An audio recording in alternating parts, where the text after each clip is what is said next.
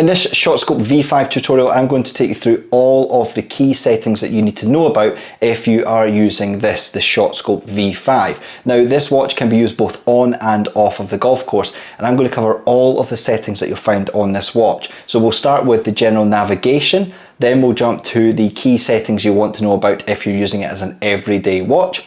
Then I'll talk through some of the main settings that I like to set up before I go to play golf, and then we'll initiate a round using the GPS and track option found within the watch. And then what we'll do is we'll take a look at all of the settings that you'll want to make sure you know how to use out on the golf course. Now, I've timestamped this video. I'll put those timestamps in the description below. So if you want to jump to any specific point, then you can use those markers, or you can just sit back and enjoy this whole tutorial. If you do find this video to be useful, please do consider hitting that like button, subscribe to the channel, and of course, drop a comment below if there's anything that's not quite making sense, or if you're looking for a little bit more information about. I'll be happy to get back to you in the comments area. So first of all, let's talk about the navigation for the ShotScope V5. Now, the watch itself is not a touchscreen device, so it is controlled using these 4 buttons located on the outside of the watch. To turn the ShotScope V5 on, all you need to do is press the select button at the top right, and the device will power up. Now, you'll notice there's also a back button at the bottom right, a down button bottom left, and an up button at the top left. So these are basically the main 4 buttons you'll use to navigate this watch. Now, the first thing I want to look at is how to turn off this auto lock. So you'll see in the bottom left here, there is the lock symbol. So this means when this watch is used in everyday mode, like it is just now, I need to press that button to unlock it. So you'll see if I try to press the select button or the back buttons, it does not allow me to access the menus. You will notice, however, the up button can be pressed, and that allows you to see if you've got a Bluetooth connection to the app, if you have taken any steps today using the step counter, and what percentage of battery you have left. But what I find is to unlock this watch, if you press the bottom left button, it takes you into the unlocked mode, and then you can use the top right button, select, to visit the main menu. Now, personally, I prefer to turn the lock off on this device, especially when I'm using it as an everyday watch, because it's not very often that I'll be pressing these buttons accidentally, and it really doesn't matter if I do, certainly when I'm not playing golf with the device. So let's look at how to turn the lock off. So first of all, we're going to unlock by pressing the bottom left button, then the top right button to go into this menu here. We're going to press down, and we're going to choose settings using the select button. Now, I'm going to keep pressing the down button, and I'm going to look for the lock option. And when we go into lock, we're going to choose lock, the clock face lock. Now, you'll notice there's a clock face and there's a golf lock. Let's choose clock face, and we are going to go down to disable. And what this means, now when we go back to the main screen, the watch will basically no longer have the little lock, so it will not automatically lock after 5 or so seconds. What this does mean though is if you want to view your battery life now that you are not locking the watch, then you press the down button this time, and you'll notice it takes you to this view here. So previously that was the up button. When you disable the lock, you use the down button to view your battery life and your step count. Now, you'll notice here we have this clock face displayed, and what I want to do is I want to show you some of the other clock faces that you can choose from. If we press the select button and then go down to settings and press select to go into this menu, you'll see we have the clock face settings. Now, if I press select here, we can go through using the up and down arrows through some of the different clock faces. Now, some of them will show an analog time, some of them will show the date, some of them will show an analog time like this, or we'll have a digital display, and sometimes we can see the date and steps, and sometimes we can't. Now, when you find the display you like, all you need to do is press select, and then go back, and you've now updated your clock face. So you can change the clock face to suit your preferences when you're using it as a standard watch. Now, another thing you can do is you can also change their theme colour. So you'll notice here we have December in blue. When we're using this in golf mode, some of the key data will also be highlighted in that colour, so an accent colour of blue. If I want to change that though, all I need to do is go to select, down to settings, and I'm going to go up this time to colour. And you'll notice there are 5 different colours you can choose from. So we use the up and down arrows on the left hand side to cycle through them. So we've got blue, pink, orange, green, or red. So if I like this orange colour, then all I do is press select, and that will now be the colour for this display. So you'll see here December is now accented in the orange colour, and that, as I said, will carry through to golf mode. Now, the final setting I want to show you is how to change between 12 or 24 hour time format. So you'll see here we are in 24 hour mode, it's 14:26. If I press select, then go down to settings, we're just going to go up this time and go into time. And you'll see here you can change from 24 hours to 12. Now this can actually be set up using the app, so when you go through the onboarding process, it allows you to choose the time format that you prefer, but you can always change it in the app or on the watch using that method there. So you'll see we're now in 12-hour mode. Okay, so now that we've looked at general watch mode settings, let's take a look at some of the golf settings that you want to make sure you define before you play your round. These are essentially your default settings for golf mode, so every time you go and play, it should revert back to these settings here. So I would say this is something you just have to go through the first time you go to use the watch, and then every time you're playing your round, it should remember these settings. The first one I want to look at is how to turn off the lock mode.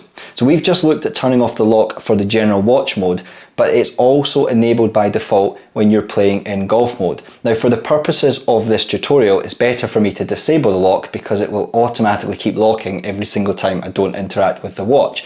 And I prefer on the golf course to also turn the lock off because I don't generally tend to accidentally press the buttons, but with the lock enabled, you have to keep unlocking the watch every time you want to interact.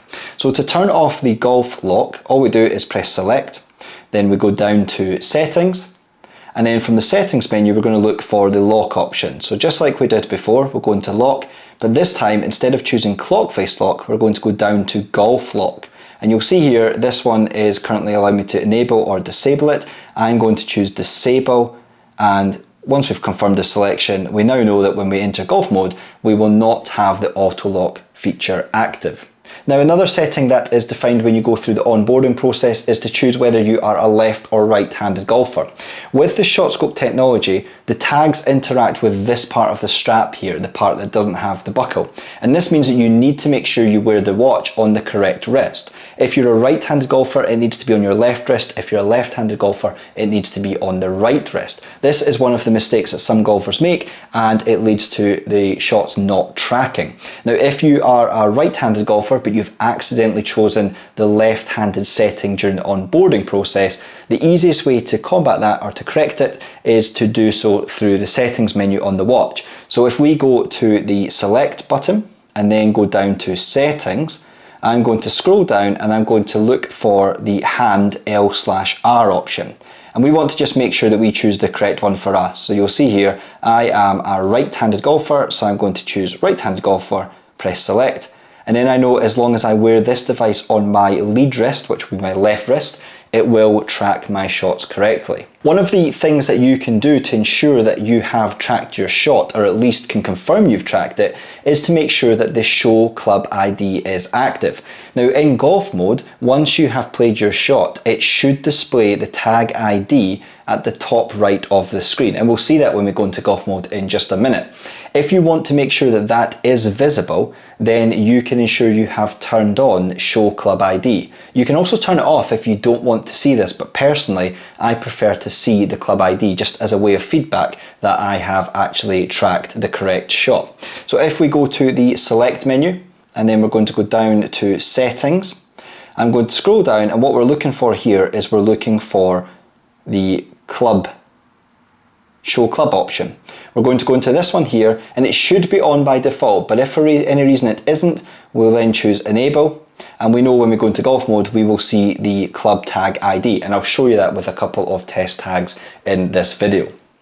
The next option is if you are somebody who wants to have the digital scorecard enabled when you're playing your round, you can enable it in the settings menu here. If you disable the scorecard option from this settings menu, then when you initiate your round, it will never allow you to record your score using the scorecard or view your score. So if you find when you're playing you can't see the scorecard, it's probably disabled, and you'll need to enable it before you start your round, but you will only have to do this once. So let's go to press select, and we're going to go down to settings, and then we're going to look for the scorecard option. So we'll keep going down until we find it. Scoring. Once we go into here, you'll see you have three options. So the first one is disable. If you don't want scoring, you can turn it off. Enable means that you can have scoring on, And you'll notice there's also enable and hide. So that means the scorecard will work, but you will not see your score to par displayed on the watch. So that's good if you don't want to know your score, but you want to at least still have the scorecard capability. I'm going to choose enable though, and press select. But then when I do initiate my round, it will give me the option to turn scoring on or off. But at least this way, because I've chosen enable and not enable and hide, I will see my score to par on the display of the watch, and I will also be able to make use of the scorecard feature.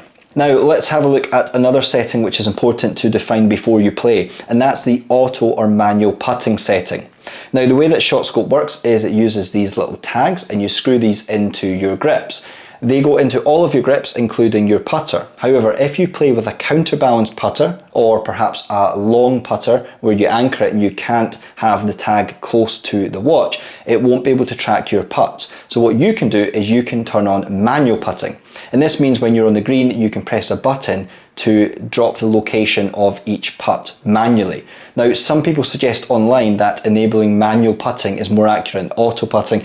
That isn't actually the truth. It should still detect your auto putts in the same way as it does for manual in terms of GPS location.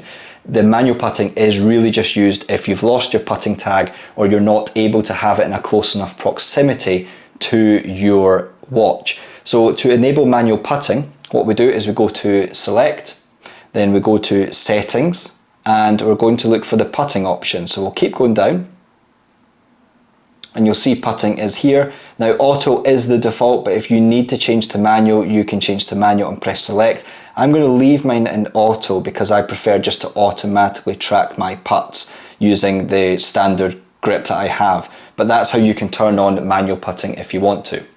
One other setting I want to show you is how to change your whole map colour. Now I'm just going to quickly jump into the settings here and to the demo, and I'll go through and I'll just show you what the whole overview maps look like. So this is a whole overview map here, and this is a little example of what you can see, and you'll notice this has a white background. You can change that white background between white, black or green, and the way to do that is if you go into the settings menu and choose whole map color, and I'll just change this example to black, and then what we'll do is we'll jump back into the demo scene as we're here, and I'll just quickly show you how it looks. So we've now changed the background to black, and you'll see here we now have the black background with the map. So you can change the color that you see around here between black, green or white, but you can't change that mid-round. So that's another one of these settings you'll need to define before you play, but that will become my default now.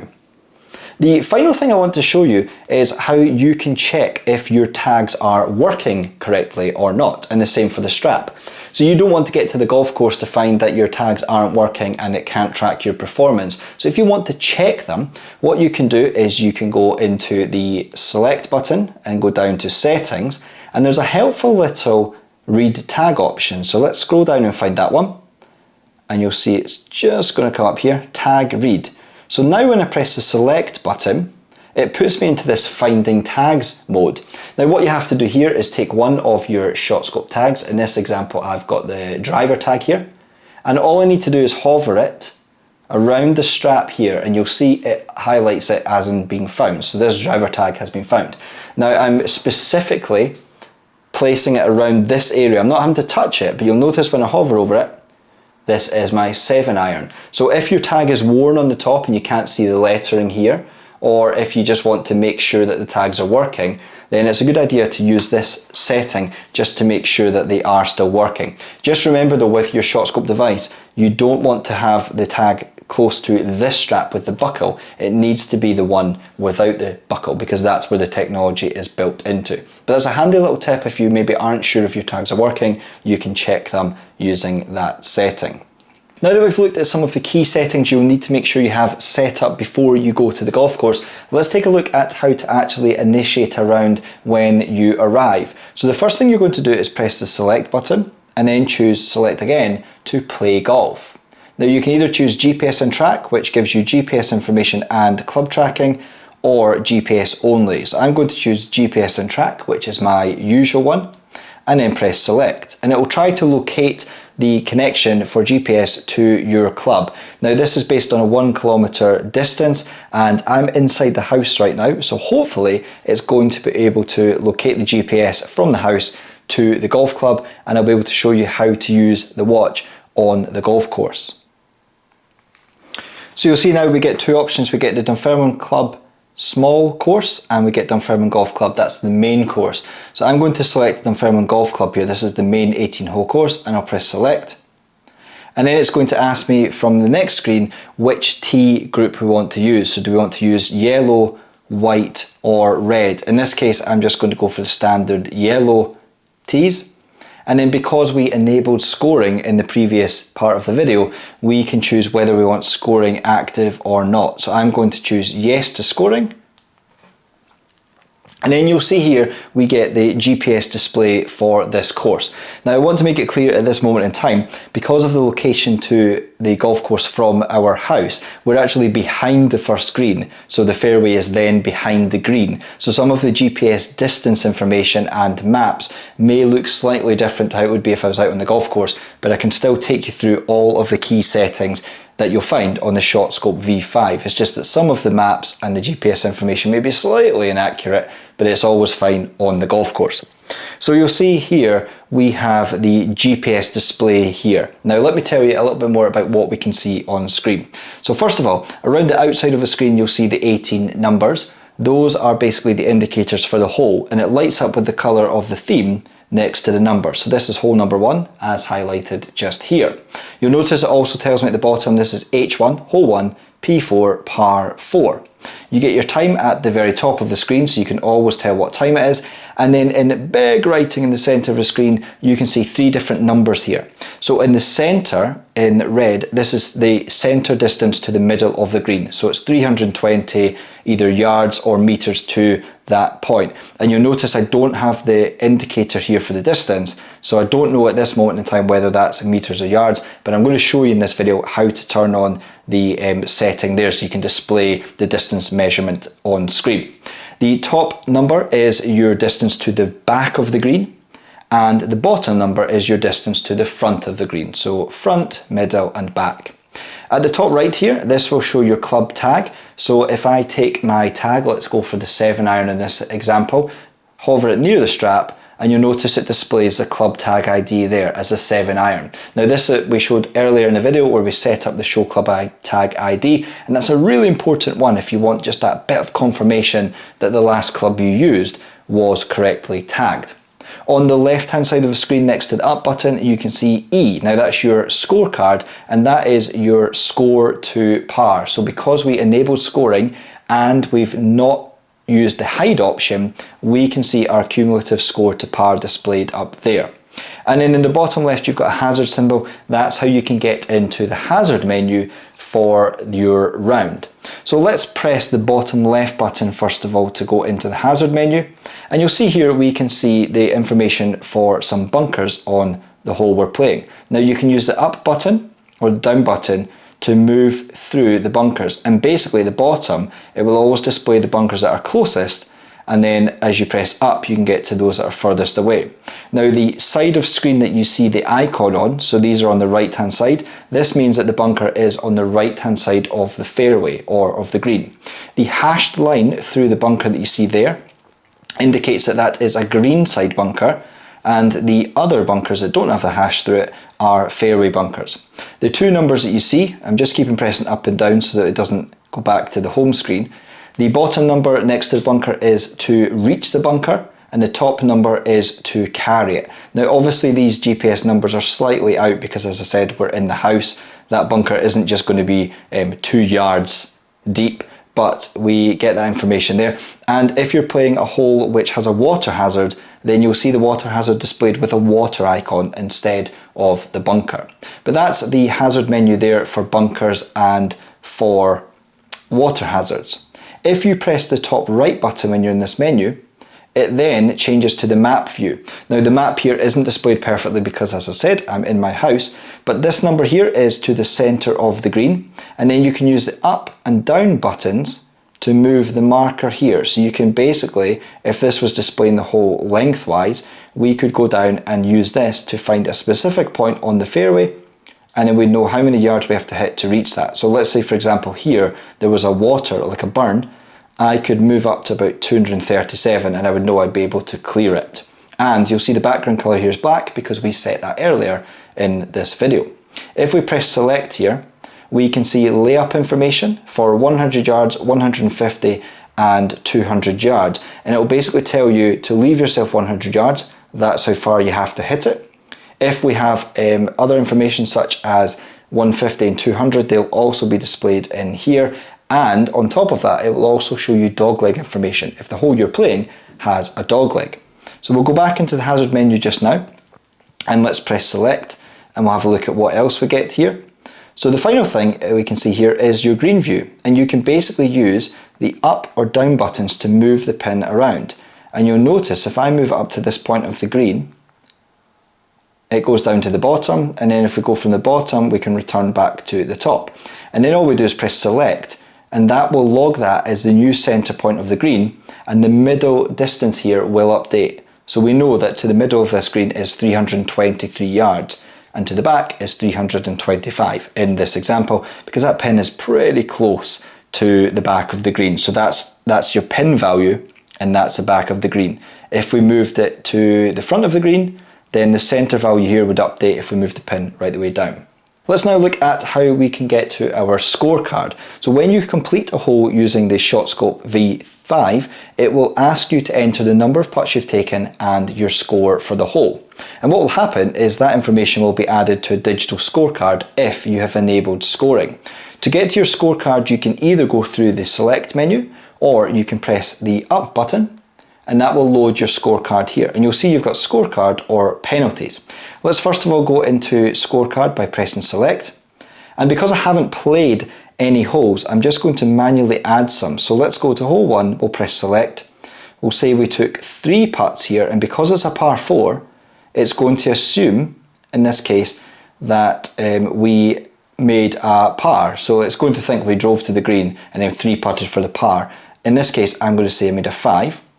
Let's go down using the down button to the next hole, and I'm going to add in 4 putts on this one, and you'll see it thinks that we've made a 5, so a double bogey on this par 3, and I'll go down and do 2 more holes, so we'll just make 2 putts on this one for par, and we'll do 1 more so we've got some data here. Let's make this 2 putts, but we've actually on this par 4 made a 9. Now if we go back out of the scorecard to the screen, you'll see on the home screen we can now see that we are 8 over par. So we can see that information about our score to par as we play. If we go back into the scorecard here and press select, we can go up and down to any score, and let's say on that hole we didn't actually make a 9 out, entered the wrong information, we can go down and we can adjust that using the down or up arrows here for the number of shots, mark it with select, and then you'll notice my score to par is now 5 over, which is hopefully a little more like it. The other way to get into the scoring menu is to go to select and then go down using the down button and scorecard, and that allows you to access your scorecard from here. You may have noticed when I went into the up menu, we had add penalty. So if we go down and choose add penalty, whilst you're playing you can add in certain types of penalties. So whether you have lost a ball, you've hit a provisional, you've dropped a ball, you can use these penalty features here whilst you play using the watch. Now I have a separate tutorial covering all of these, which I'll link to in the card above in the description below. So I'm not going to add these in just now, I'm not going to demonstrate them, you can watch that other video. But personally I prefer to actually add these when I'm editing my round afterwards, and I've got other editing tutorials which again I'll put a link to in the description below and card above, and they'll show you how to add penalty shots and whatnot during the editing process. But for now, let's just close this down and let's look at a couple of the other options. So the first one that we'll look at next is your last shot. So if you press the select button, which is where the 7i tag is, you'll notice the first menu option is last shot, and if I press select here, it will show you how many yards or meters it has been since your last shot. So basically once you hit your shot and walk to your new location, it will track that distance and display it in here. And this is useful if you want to see how far you've hit your last drive or one of your last shots. If you use GPS only mode, then you can manually do this. So you can basically press the button, it starts tracking it, and then when you get to your new location, you'll be able to see how far you've hit it. But the last shot mode, when you're using GPS and track, will automatically track your last shot and it will display it on screen here. And then it will clear it when you make your next shot. Now when you reach the end of a hole and you enter your number of putts and you enter your score, the device should automatically move to the next hole. If you don't enter anything there, when you walk to the next tee, it will move for you automatically as well. However, you can manually move between holes. So let's say for example we're now on the third hole and it hasn't moved me. I can press select and then I can go down to change hole, press select, and I can move to, in this case, the third hole. And then you'll see it now updates hole number 3 and it shows me hole number 3 around the outside here. Now at this point we might want to maybe hit 2 golf balls, or we might want to practice our chipping on the tee, and I don't want these shots to be tracked. So what I can do is I can actually pause my tracking. Now to pause your tracking, all you do is press select and then you're going to go down and you're going to look for pause track. When you press select here, it looks like it's paused, but you need to press select again to actually pause tracking. And now you'll see the pause symbol appears here. Now what this means is even if you have a tag near the strap, it will not actually track that as a shot. And this is a really good thing to do if you've arrived at the golf course early and you may be doing some putting or chipping on the practice green and you don't want it to track those shots, but you've initiated your round. You can pause it, practice until you get to the first tee, and then when you're ready to resume, all you do is press the select button at the top right, and you need to make sure you press select again to resume. And now any shots that you make using your tags will be tracked from this point onwards. Now the V5 can last 2 full rounds, certainly during my testing, from a full charge, but whilst you're playing, if you want to just check your battery level, all you need to do is press select, and then you're going to go down and you're going to look for the battery option, which is here. Press select, and that will let you see what your battery level is at. So you get the percentage and you also get a little indicator icon there. So it doesn't display it on the clock face whilst you're playing, it only does that in general watch mode, but you can go into the battery menu from the main menu to look at your battery level. Now we've been looking at the data here, but we're not quite sure if we're in meters or yards. It will base this on what you selected in the app when you went through the onboarding process. However, if you are not entirely sure or you've chosen the wrong unit of measurement, during your round you can press select and then you can go down, and what we're looking for in here is the units menu. And if we press select here, you'll see we have 2 options. We have distance and show icon. So let's go to distance, and you can see we are currently in meters. So I'm going to change this to yards and press select. But what I like to do is I like to go back into this menu and I like to turn show icon on, and then I choose enable. So although it adds another little element to the screen, I can now quite clearly see here I am in yards, 265 yards, whereas before I couldn't quite tell if I was yards or meters, and it turns out I was in meters, which can have quite a big impact on my performance if I'm basing it on yards, but in fact we're playing meters. When you're using your V5, generally what will happen is when you get to the 18th hole and you putt out, it will ask you to enter the number of putts and your score for that hole. At that point, it will then allow you to end your round. If you're playing 9 holes on a 9-hole course, it will come up and do the same thing at that point, and it will give you the option to continue playing maybe another 9 holes if you want to. If we're ending the round early though, we need to press the select button and then go up to end round. And at this point here, we've got the choice to either end our round right now or go down to resume the round. So maybe I've decided actually I'm going to keep playing, I can choose resume round and we can carry on. If we want to end the round at this point though, we press select and then we're going to go into end round. You'll notice here though it tells me how many minutes we've been playing for. That's one way that you can check your round time. The other way you can do that just before we do end our round is you can go down and there is an option that lives within here that allows you to see your round time.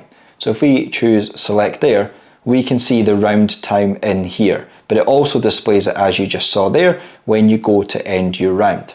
So anyway, at this point, let's click on the end round button using select, and we can see our score. So we can see I took 20 strokes, I have managed 0 steps, which obviously wouldn't happen on the golf course, but I'm sitting here still, and the round was 15 minutes and 17 seconds. All we need to do now is press back, and that round has now been tracked on our watch. The final part of the process is we need to connect the watch to the app and synchronize our rounds. We can then go and perform some edits. If you want to see if you've got any rounds stored on your watch that haven't yet been transferred across, if you press the select button and then go up to history, you're able to see in here all of the rounds that are living on the watch and need to be moved across. Once they move across to your account using the mobile app, they will be cleared from your history on this device. To finish up with, if you want to turn your ShotScope V5 off, all you need to do is press the select button, and then you're going to go up to shut down.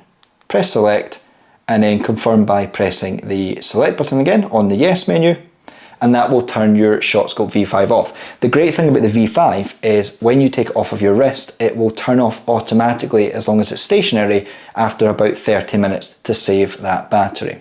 From here, next time you want to use it, all you need to do to turn it on is press the select button and it will boot back up. So that's my full overview of how to navigate and use the ShotScope V5, and we've looked at all of the key settings there for general watch mode and for golf mode. Hopefully you have found this video to be useful. If you have, make sure you hit the like button. Please do consider subscribing to support the channel. And if you have any questions or comments, drop them in the comments area below and I'll try my best to get back to you to help you out. But thanks again for watching, and if you enjoyed this video, then you might enjoy these videos here.